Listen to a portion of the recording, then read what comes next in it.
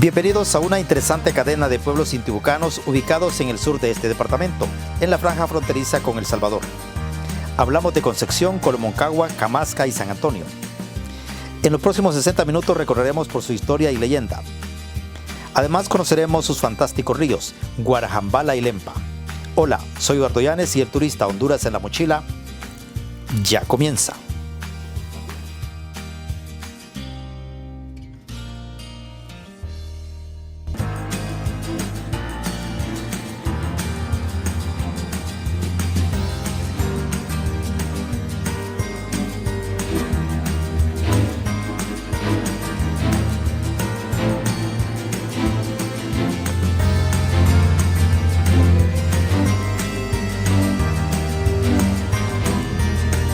Es una de las regiones más recónditas y anónimas del país.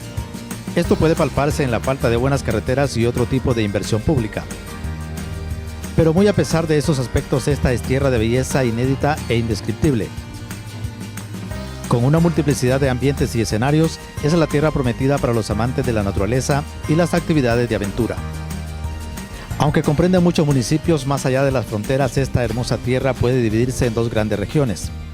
La parte más alta y fría cercanas a las sierras del centro-occidente del país y la región seca y cálida en la frontera honduro-salvadoreña. Aunque son ecosistemas muy diversos, están conectados por muchos factores, como la alegre y laboriosa gente, una polvorienta carretera y el hermoso e impetuoso río Negro o Guarajambala. Sobre este poderoso río puede escribirse tanta tinta como el agua que arrastra, pero basta con observarlo para enterarse que sus aguas son una bendición invaluable para la dura vida de los habitantes. Su corriente no solo modifica la manera de vivir y de producir, sino que condiciona casi todo en estos confines. Pero hay más que ríos y montañas aquí. Entre acantilados y pequeñas planicies se ubican muchos pueblos, que van formando una entretenida cadena de poblaciones ricas en historia y cultura. Por estar ubicada en una larga frontera, no es extraño que haya influencia del vecino del sur, la República de El Salvador. Desde luego, una y mil historias sobre la sangrienta guerra civil salvadoreña, que obligó a una numerosa migración a estos pueblos. No puede hacerse este periplo sin tomar en cuenta a una joya natural de enorme valor ambiental y turístico, el gigantesco río Lempa y su interesante cuenca. Es una corriente compartida entre ambos países y va más allá de ser una simple frontera natural. A pesar de que durante años ha sido casi una barrera para viajar de un lado a otro, siempre ha sido una oportunidad para ambos pueblos. Hoy por hoy es un gran paso de mercancías y personas. Por sus ricas aguas y playas también ofrece espacios para la diversión. Por este camino coronado de leyendas, gastronomía única y sitios paradisíacos, transitaremos la próxima hora, desde el municipio de Concepción hasta Colomoncagua, desde Colomoncagua a Camasca, desde Camasca a San Antonio, y desde el río Negro hasta el río Lempa, un enorme y hermoso retazo del departamento de Intibucá.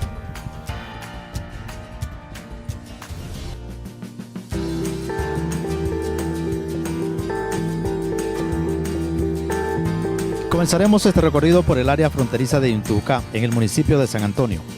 Debe su nombre al santoral católico que le dio como patrono a San Antonio de Padua. Durante muchos años fue una pequeña aldea del actual municipio de Camasca. Se presume que esta aldea fue fundada en 1742. Desde ese entonces San Antonio era una zona con gran potencial ganadero. Aunque se desconoce la fecha exacta en que le fue otorgado el rango de municipio, la fecha más antigua de que se tiene referencia es el año de 1860. Cuando ya formaba parte del antiguo departamento de Gracias, que incluía los departamentos de Lempira e Intibucá. En 1833 fue creado el departamento de Intibucá y la antigua hacienda de San Antonio pasó a formar parte de los municipios del Círculo de Camasca. Pero fueron familias de españoles las que fundaron y los primeros habitantes de San Antonio. Se asegura que estos habitantes huyeron una vez a causa de la peste del cólera. Bueno, según la historia, ¿verdad? Esto se inicia como una hacienda ganadera. Estaba la hacienda de Candelaria, la hacienda de San Cristóbal, la hacienda de Santa Teresa y así. Entonces vivió aquí un primer señor también, don Carlos. Después vino otro señor con procedencia de Gracias Lempira, se llamaba don Luciano Mía. Este señor, ¿verdad?, fue el primer habitante de aquí de San Antonio. Como ustedes pueden ver, esta casa ahora ya está reconstruida. Por el señor que vive actualmente, el profesor Marcelino Iraeta. Y después de eso, ¿verdad?, el señor huyó hacia Gracias Lempira. porque vino una gran peste, una enfermedad que le llamaban el colerín en ese entonces, ahora el cólera. Luego se fue formando esto ya como municipio en el año de 1824, surge como municipio. Aquí en esta área, luego lo que he leído, según la historia del santo, San Antonio, los primeros habitantes, ¿verdad?, querían hacerlo allá arriba en un caserío del llano. Pero, según la historia, les repito, el santo se venía por la noche y se venía a posesionar aquí donde hoy es la iglesia católica. Eso es lo que nos dice la historia. Entonces tuvieron que hacer el pueblo aquí, en este lugar. San Antonio de Padua, sí. Bien, y el patrimonio, ¿cómo ha ido cambiando? Era una hacienda, ahora sigue siendo ganadero, este municipio. Sigue siendo ganadero agrícola. Siempre aquí este pueblo, puedo decir así, es todavía el granero de los demás pueblos, aún de La Esperanza, porque de aquí sale el maíz y el maicillo. Pero lastimosamente el año pasado, con ese verano que tuvimos, bajó. Pero siempre tenemos para subsistir. A pesar de su fuerte producción agrícola, el apoyo estatal ha sido prácticamente nulo. Es por eso que la mayoría de gestiones que deberían resolverse en Honduras se satisfacen al otro lado del río Lempa. Mire, el río Lempa solo nos sirve de línea entre Honduras y El Salvador. Nosotros, para cuestión de buscar salud, nos vamos para El Salvador. Más rápido, mejor atención. Aquí no tenemos nosotros que nos tomen en cuenta las autoridades gubernamentales, muy poco. Si es en educación, por lo consiguiente. Usted puede visitar todas las aldeas, repito, son 7 aldeas, ¿verdad? Y como 68 caseríos. Entonces, para allá, si usted visita los martes, allí es un punto ciego. Todo el mundo va para allá, usted sabe que son divisas que salen del país. ¿A dónde le tocaría ir a un ciudadano de San Antonio que vaya a atender un parto? ¿Cuál sería el sitio más cercano si no fuera el Santa Lucía, otro municipio, Concepción, y a veces hasta La Esperanza cuando ya es muy complicado. Al hospital escuela, muy raro que usted mire un habitante de aquí de San Antonio. Lo va a ver en San Salvador, San Miguel. La atención es excelente. No tienen ningún problema. Gustosamente nos atienden ellos. Aunque no se lleve la documentación. Está claro que para ir de un lado hacia otro es obligatorio cruzar el río Lempa, así que es momento de ir hasta allá.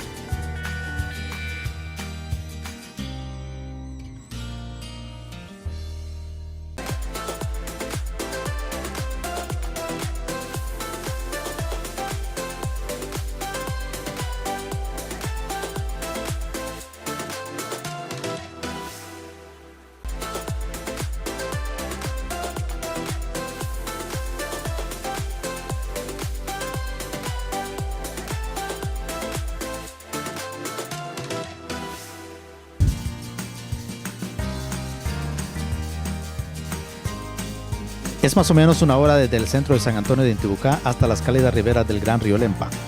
Es uno de los ríos más largos de Centroamérica, pues tiene más de 400 kilómetros desde su nacimiento en el municipio de Esquipulas, en Guatemala, hasta su desembocadura en el Pacífico salvadoreño. Sus aguas son tan abundantes como profundas. Es por eso que solo puede atravesarse en pequeñas lanchas, manejadas con pericia por hábiles capitanes. Pues yo soy agricultor en pequeño, tengo unas vaquitas ahí y trabajo aquí también en la lanchita. Pasando gente, cuando pasa, un pasajero pasa. A eso me dedico. ¿Cuántos años lleva en este trabajo? Pues yo la verdad ya ando por ahí como en 30 años. 30 años. Empezó muy joven. Sí. De 10 años ya andaba con mi papá. Pues como él tenía barca aquí también. ¿Es un trabajo de familia entonces? Sí, un trabajo de familia. Pues de mi papá ya quedé yo. ¿Y hay nuevos muchachos aprendiendo? Sí, tengo mis 2 hijos. 2 niños que también trabajan, él y el otro. ¿Cuánto cuesta el pasaje? Por dólar cobramos $1, por lempira 20 lempiras. ¿Qué cantidad de gente transita?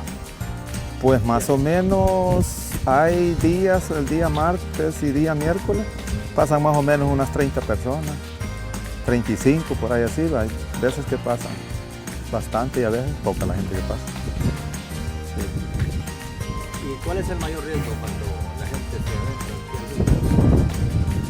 Pues ahí el mejor riesgo es y pues más que todo tener cuidado uno también, ¿va? Uno que va para la gente, no echarle mucha carga y dónde, en qué lugar se va a cruzar, no ir a pegar en una piedra que vaya a tener problemas.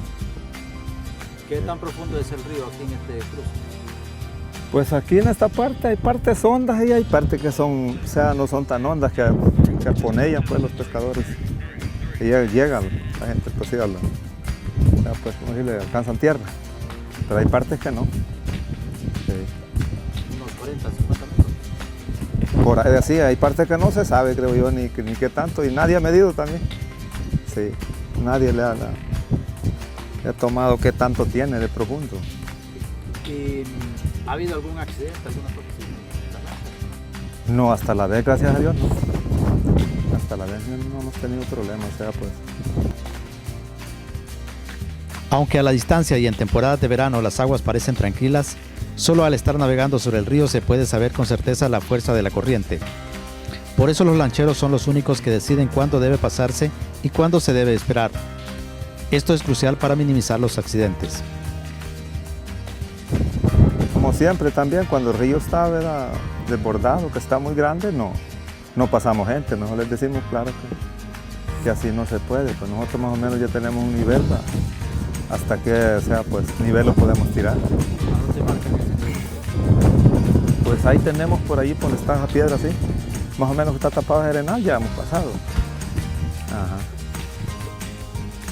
¿Y nadando es posible pasarlo? Nadando así como está, sí, pero cuando está grande no es muy fácil. Sí. ¿Se ha ahogado gente también?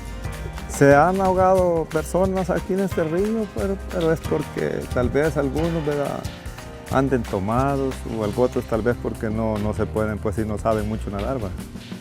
Y pues se confían y así es como se ahogan. Sí. ¿Y normalmente la gente es por comercio o por qué cosas es la que más se tiene que cruzar el río? Pues algunas personas es que por venir a consulta, ¿verdad?, si vienen a pagar consulta, algunos, o sea, pues tienen acá, ¿cómo decirle? Pues que vienen a pagar consulta, no sé, o sea, pero la mayoría por eso es, que vienen a consulta. ¿A hospitales del Sí, Salvador? hospitales de Salvador. Ya tienen sus doctores a dónde van. O sea, pues ya ellos ya tienen tiempo de estar viniendo, porque la mayoría de gente, o sea, pues a eso. Y algunos llevan sus cositas también, se compran. ¿De ambos lados? Ajá, de ambos lados. O sea, lo más de acá, porque como ahora ya hay cosas que está prohibido que las traigan de acá de Honduras para El Salvador. Está prohibido, pues que no puede entrar al país. Por ejemplo, la semilla de ayote supuestamente está prohibido. Cigarrillo creo que también, allá hoy ya no lo jala la gente, porque como ya no lo decomisan. Pero aquí no hay autoridad, ¿no? Vienen, a veces sí vienen, porque a veces vienen al mes, no tienen, ¿verdad? No hay seguridad qué día vienen, pero sí, a veces vienen y registran el bus que trabaja de acá. Del lado salvadoreño, ¿cuál es el poblado más cercano?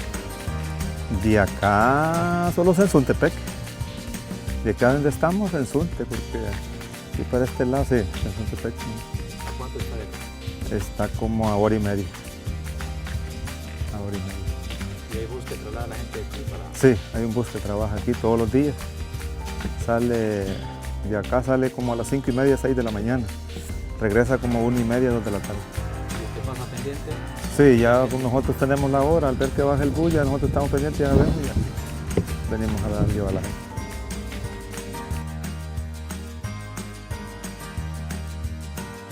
El río Lempa es más que una fuente de vida y paso de personas.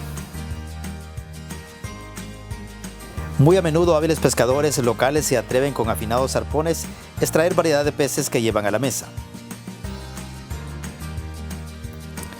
Y para quienes poseen una pequeña lancha, las fuertes corrientes del río son generadores de torrentes de adrenalina.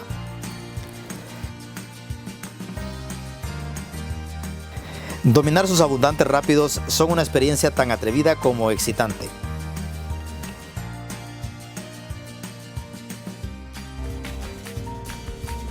Mientras las poderosas aguas del río Lempa siguen su destino hacia el Pacífico, nosotros debemos seguir rumbo norte, hacia otros municipios fronterizos del departamento de Intibucá. Así que nos dirigimos hasta el interesante y antiguo municipio de Camasca.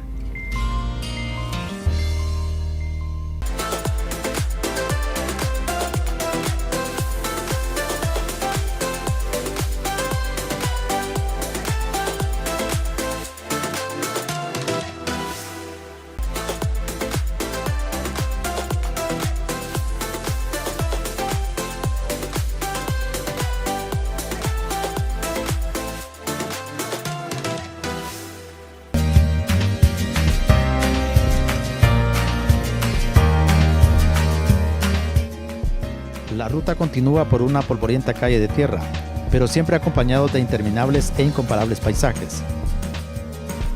Se dice que su nombre Camasca significa lugar consagrado al Dios donde se le tributa culto, esto en lengua mexicana. Aunque sus fachadas y el templo reflejan su origen colonial, se cree que antes de la colonia española vivían aquí indios mayas llegados desde México, pipiles de El Salvador y Guatemala y por supuesto lencas. Camasca fue fundado en el 28 de enero de 1740. Camasca es en lengua mexicana mixto con, ¿cómo se llama? Con mayas.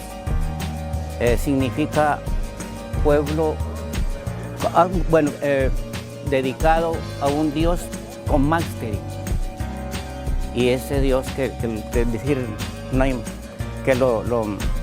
lo veneraban, pues, y que significa pueblo con agua.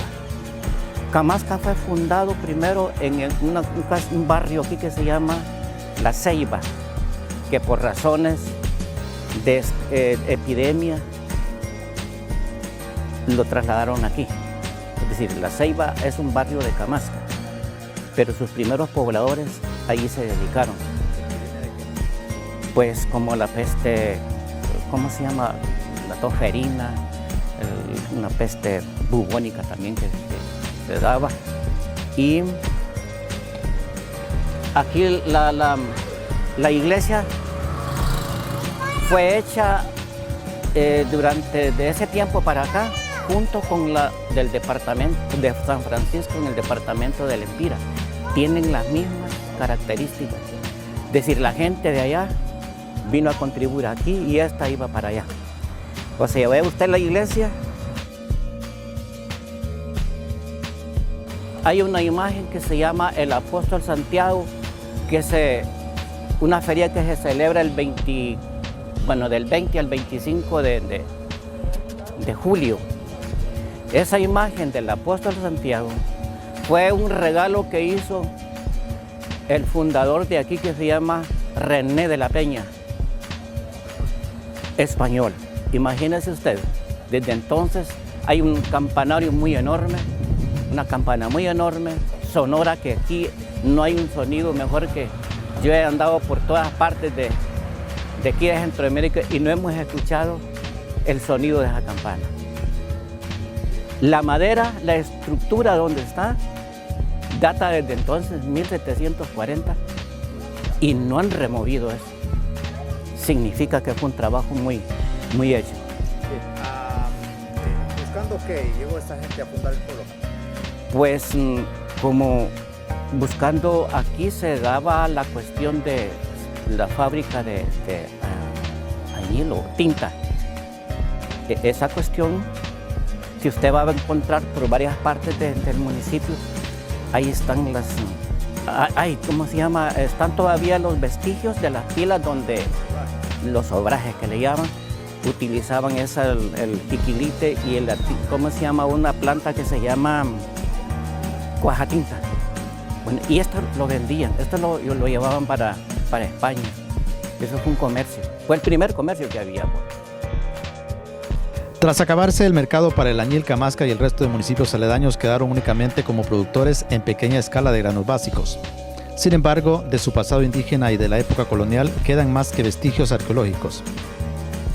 Esta es tierra rica en misterios y leyendas, desde cerros encantados y embrujados hasta personajes mitológicos como el Sisimique o Sisimite como le llaman aquí. Hay una cueva que lleva ese nombre porque supuestamente fue la morada de un extraño personaje mitad hombre, mitad mono. Nosotros debemos ir en busca de esa cueva. Debemos devorar al menos 1 hora de camino hasta la cueva del Sisimique. A pesar del sol y el calor, la marcha es relajada entre bellos paisajes naturales y acompañados por un grupo de nativos. Recién ha terminado el invierno y las montañas y potreros lucen resecos y decolorados. Sin embargo, con un poco de fortuna se puede encontrar frutos característicos de la zona, como los guapinoles, un fruto reseco y polvoriento, pero de sabor único. Pero sin lugar a dudas, un alimento silvestre de exquisito sabor y muy buscado por los nativos es la penca o vaca gorda. Es una penca similar a la sábila, en cuyo interior hay una pulpa jugosa e incolora y de sabor agarroso. Esta parte puede sacarse y agregarle sal y chile para mejorar su sabor. Salir a comer vacas gordas es una actividad recreativa muy común aquí, pero es una planta que solo crece en suelos áridos y que puede comerse solo en invierno, que es cuando las pencas se engrosan.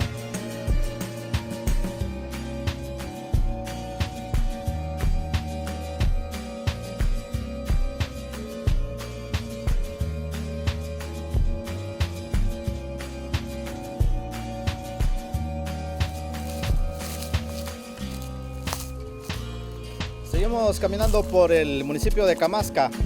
En esta oportunidad vamos hacia la cueva conocida como el Sisimite. Es una cueva con una historia muy fantástica y que queremos mostrarles a ustedes. Acompáñenos.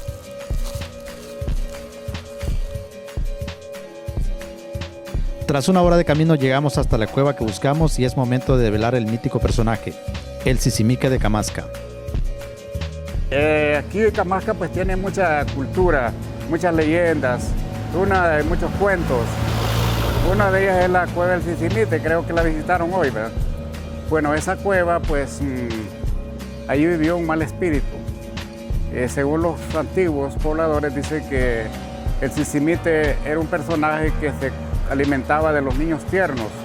Cuando una madre daba a luz a un niño, el Sisimite se encargaba de ir a robárselo para alimentarse. Pero un día pues el Sisimite anduvo visitando unas casas y se agarraba con la gente. Los antiguos eran hombres valientes, los dejaba todos arañados, sangrosos. Y un día dicen que llegó a una señora que estaba haciendo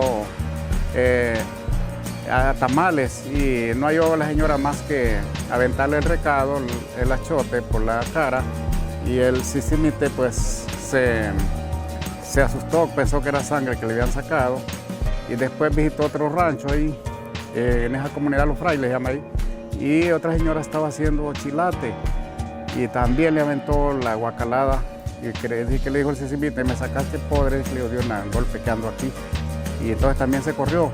Pues un día llegó de una señora y la señora era muy inteligente, había hecho un niño de ceniza, lo tenía en la hamaca, era una bolsa llena de ceniza y cal, y le dejó un agujero a la bolsa.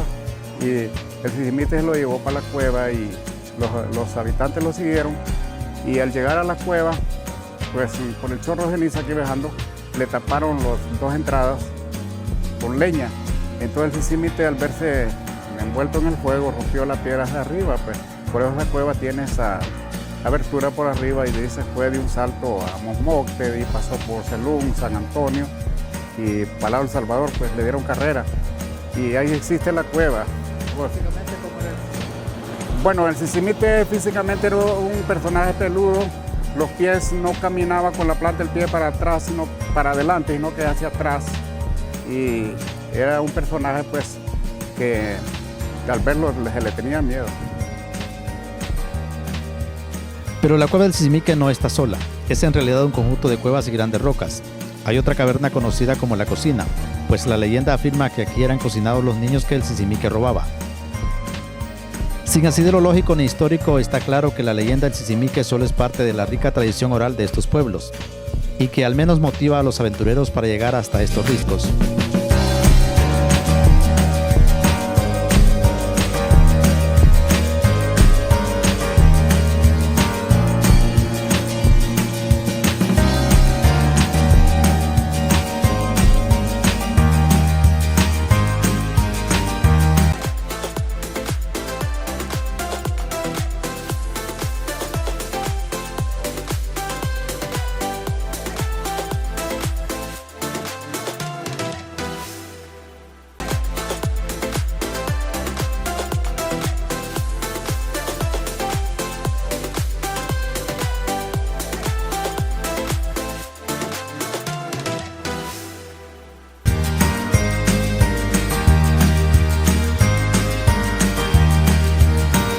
Dejaremos por ahora el municipio de Camasca y nos dirigimos al sureste. Allá nos espera Colomoncagua, otro pueblo fronterizo y de estirpe indígena.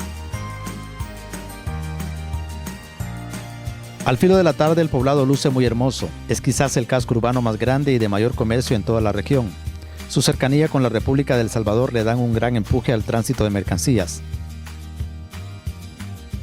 Además es muy común que familias tengan parientes en uno y otro lado de la frontera. Se asegura que fue fundado en 1662 y que se convirtió en municipio en 1671. Estos son datos manejados por algunos vecinos, pues los archivos históricos se extraviaron durante la guerra de 1969. Colomoncagua, según el nombre que tiene, ¿va? Colomoncagua es que deriva de colinas y agua, Colomoncagua. ¿Va? Colomoncagua es un municipio que actualmente tiene quizás aproximadamente un poquito más de 22,000 habitantes. Tenemos aquí un municipio que está rodeado quizás por una buena parte del sector de El Salvador. Colindamos aquí con Santa Elena al norte, que es de Honduras, San Fernando, parte de Perquín, Carolina y Torola.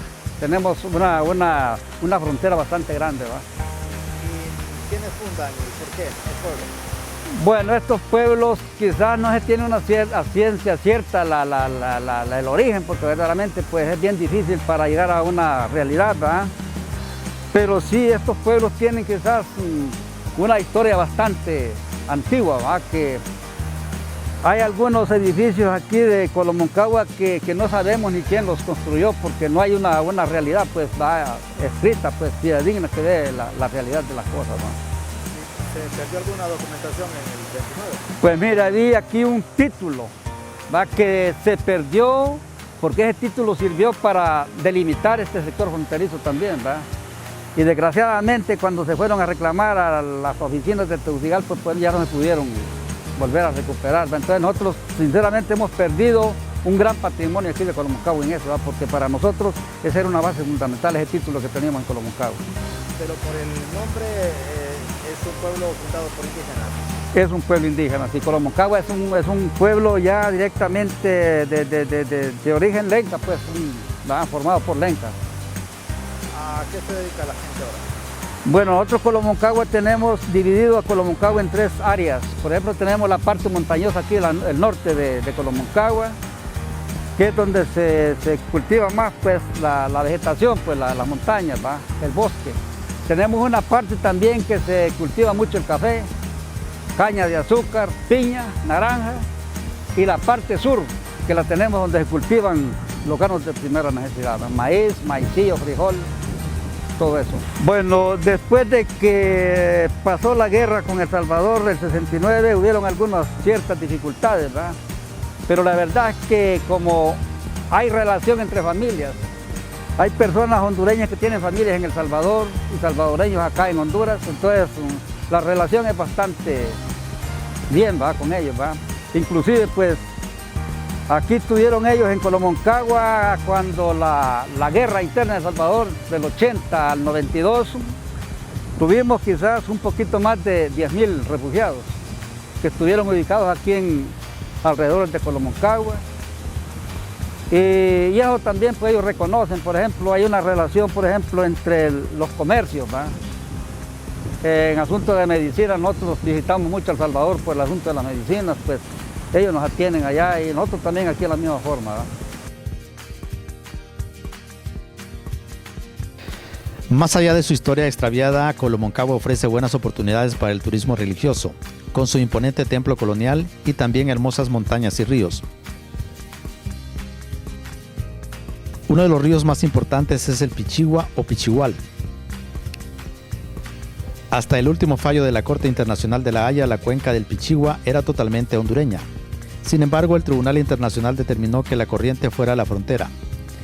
Pero el fallo no cambió el uso y la predilección de los hondureños y salvadoreños por este río, especialmente por su famosa catarata El Chorrón.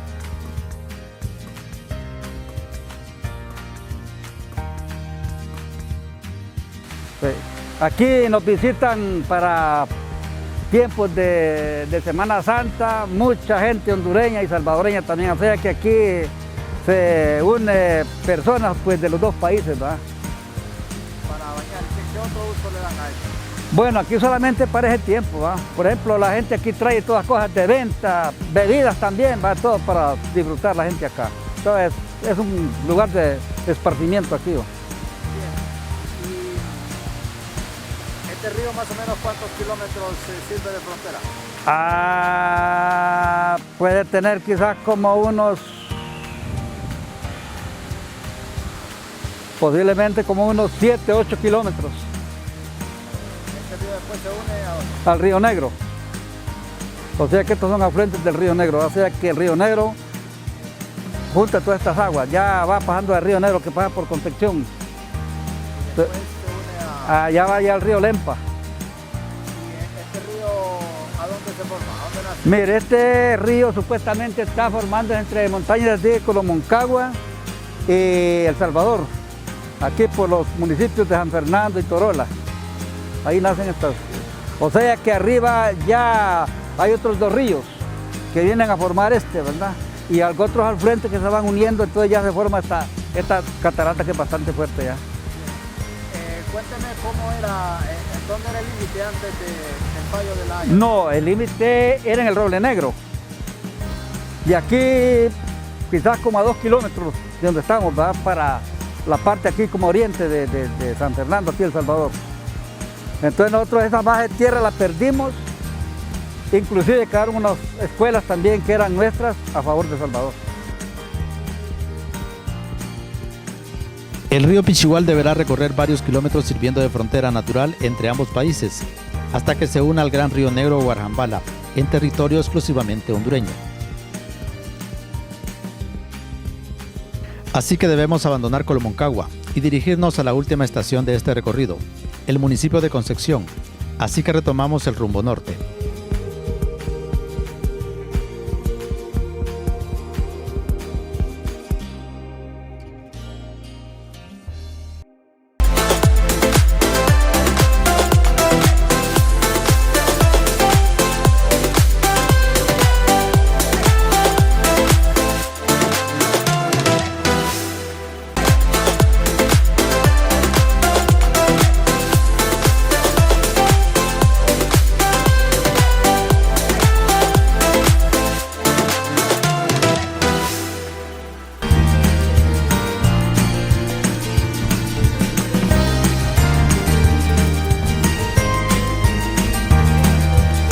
Antiguamente era conocido como Guarajambala, en alusión al río Negro o Guarajambala que se ubica muy cerca del pueblo.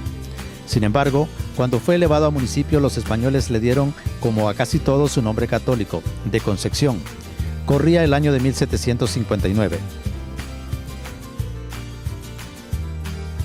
Es un municipio que está situado al sur del departamento de Intibucá y en la zona occidental del país.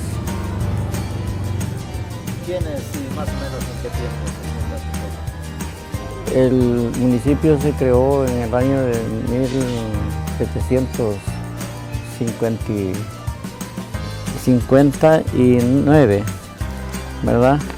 Le dio el título cuando era presidente Manuel Bonilla. Sí. Antes de ser elevado a municipio, ¿qué existía? ¿Cómo era esto? Bueno, era un grupo de pequeña de indígenas que vivían acá, ¿verdad? Un grupo de casas construidas de paja. Y eran muy pocas, sus calles, sus solares eran bien amplios. Quizás eran unos pocos los dueños, ¿verdad? Y poco a poco fue creciendo el municipio con el tiempo, con el aumento de la población que fue dándose a medida de los aborígenes que venían procreando y gente que venía llegando de las comunidades. Fue fundado, digamos, o poblado por la gente de afuera. Sus casas estaban deshabitadas, no había gente, la gente acostumbraba a hacer su casa para venir aquí a hacer sus celebraciones tradicionales, ¿no? Bien. ¿Y en qué momento dejó de llamarse Guarajambala? Mire, no recuerdo muy bien la fecha, pero sí le cambiaron el nombre, creo que fue en la misma fecha cuando Manuel Bonilla, que le cambió el nombre, le dio el título de municipio de Concepción. Pero tradicionalmente se llama Concepción de Guarajambala. ¿Qué quiere decir Guarajambala? ¿Cómo dice? ¿Qué quiere decir Guarajambala? Guarajambala significa cerros de agua, porque en los altos de sus cerros pues abunda bastante el agua, ¿no?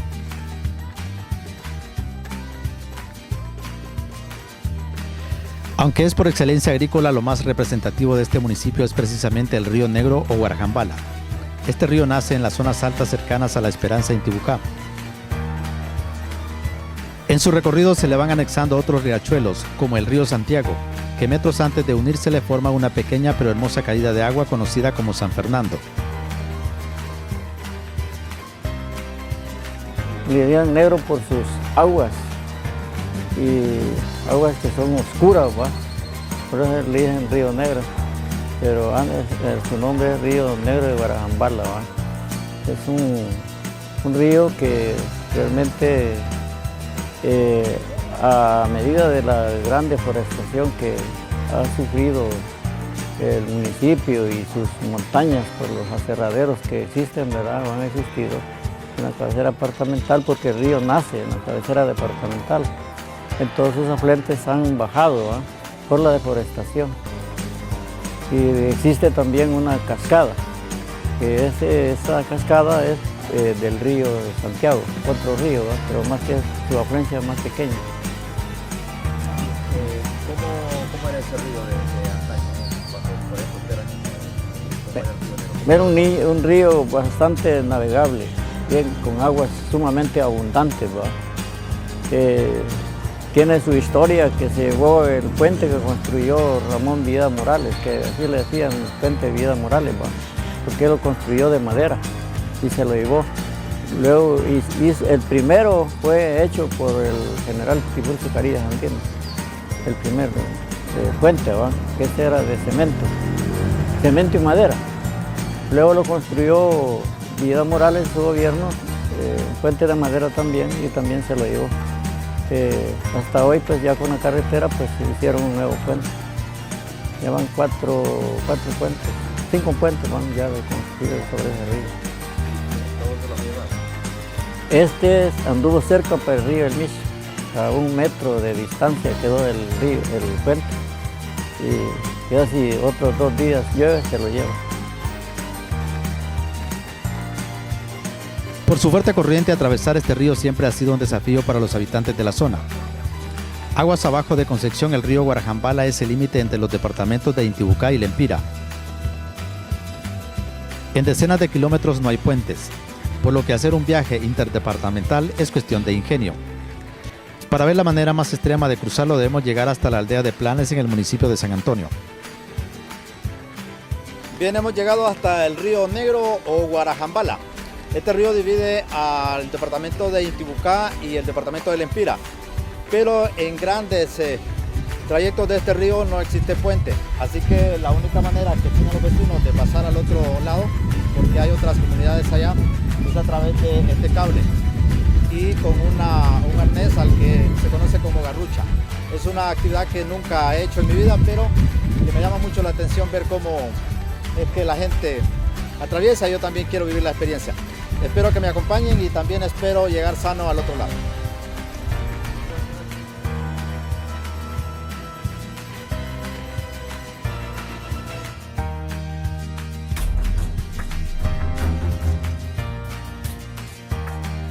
Aunque los accidentes son poco frecuentes, se requiere mucho valor para aventurarse a cruzar el Guarajambala en garrucha, especialmente porque son arneses caseros y que se limitan a un par de poleas de acero y un lazo común, que cada quien lleva en su equipaje diario a su trabajo, pues es tan indispensable como el almuerzo. Mire, ve, la vamos a amarrar así. Viene usted, pasa por acá el lazo, por acá, hace la gasada, hace esta gasada, ¿me entiende? amarra, después le pego otra amarrada.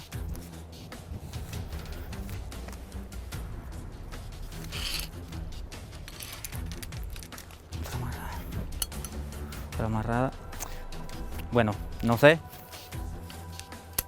si me puedo explicar, dijo acá. No, ahí puede meterse, no hay problema. No hay problema. Ok, bueno, después viene una acá, se amarra acá. Ajá, sí. Ok. Después se pasa esto acá, se amarra. Bueno, como nosotros ya tenemos un poquito de experiencia, ya solo no los amarramos bien, como dice uno, ya sabemos la cazada y todo, ya los dejamos ir, ¿no? Así. Y así es de que solo los colgamos, así, y estamos listos, ¿no? Ahí solo los nervios, ¿no? Ni los nervios hay veces porque ni se da cuenta cuando uno está por mitad río, ¿no? Pero, ¿cuál es el verdadero riesgo de este paso? Ha habido mucha gente que solo ha venido acá y no ha podido hacer el viaje para aquel lado por el miedo, ¿no? Por el temor que, bueno, como no está acostumbrado, ¿me entiendes? De primera vez cualquiera, ¿me entiendes? Tiene miedo, ¿no? ¿Y ya que se ha quedado en mitad de camino? Ya, ha habido momentos de que ha habido personas que se han quedado a mitad cable, que se les ha salido, un ejemplo, el rodo se les ha salido y se han quedado atramados en el cable afuera. Y esa gente hay veces que ha estado por horas colgado porque no hay nadie aquí cerca que lo pueda ver, ¿me entiendes? Hasta cuando alguien viene o escucha los gritos, la persona grita, alguien escucha los gritos y ahí es donde uno ya se pone alerta, ¿no? Ya. ¿Y alguien que haya caído? Muchas veces, mucha gente se ha caído. Mi papá, bueno, él nos cuenta la experiencia, nosotros estábamos chicos, ¿no? Él nos cuenta la experiencia que él se cayó de este cable. En aquella parte del arenal de al otro lado, él iba para la Empira, dice que la garrucha no le ejecutó bien y se le cayó, con todo y garrucha. Así. Bueno, en el otro cable que tenemos acá abajo se cayó una muchacha escuelera, ¿no? No se amarró bien quizás, pero la muchacha cayó en el agua y entonces ella supuestamente ella llegó hasta lo profundo del agua, ¿no? Y ella mismo, ella lo que pudo, ella flotó para arriba, ¿no? Es momento de abandonar el discurso y la teoría y probar qué tan capaces somos de cruzar el ancho río Guarajambala y el mayor afluente del río Lempa colgando de un cable. Aunque usted no lo crea, en unos segundos habré viajado desde Intibucá hasta el departamento del Empira.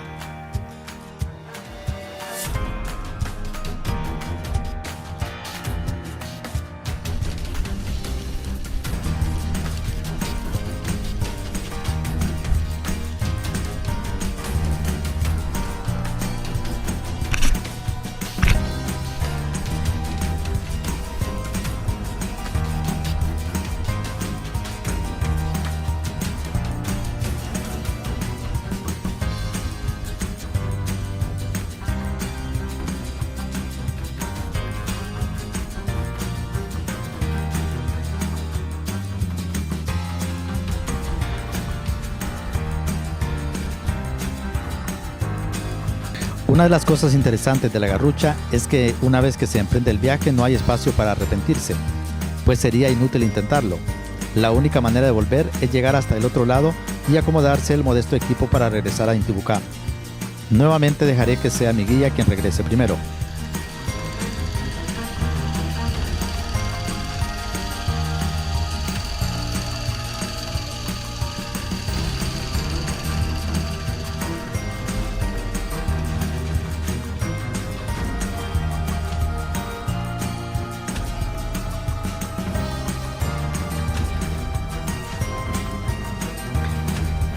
Ahora es mi turno.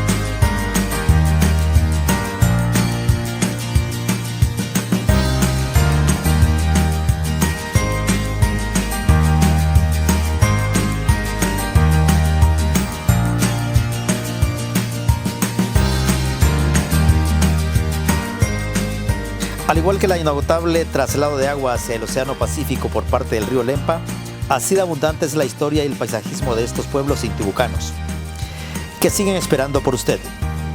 Se nos acaba el tiempo por esta semana, pero Eduardo Llanes, el turista, Honduras en la mochila, queda preparando su próxima aventura.